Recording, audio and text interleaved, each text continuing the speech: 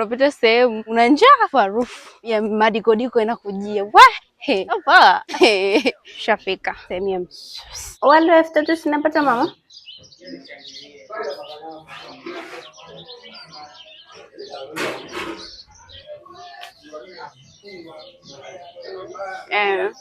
The food. Sasa kujilamba. Okay guys, mnavyoona chakula chetu hapa. Jana ilibakia 2,000. Sababu nilinunua maji 1,000. Katika kupapasa kwangu nikapata buku nyingine. Sasa tunakula sasa hivi mchana na tutakula usiku. The day inakuwa imeisha. Mnaona hata mkoani jamani? Maisha ni simple. 3,000 tu unakula mchana na usiku. Siku yako ime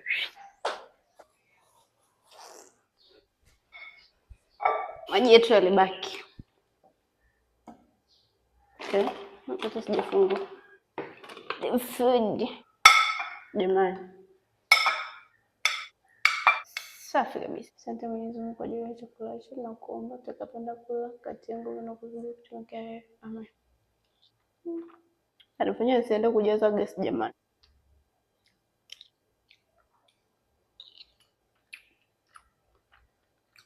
Reading. Yes, so.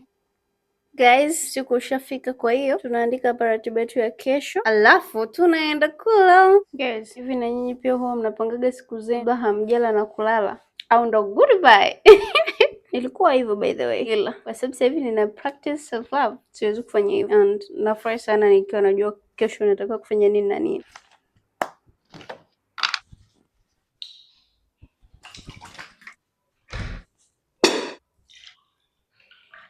Hey, dunia imeshatoka. Chini kiporo au usiga. Dada zimekudanganya eh? Pole.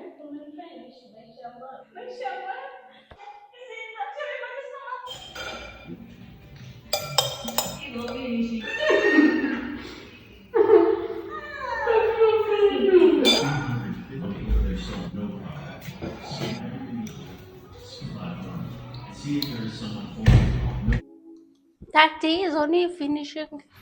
Okay, my beautiful people, I love you, I love you, I love you jamani. Ndio naenda zangu kulala. So, see you tomorrow. Love you.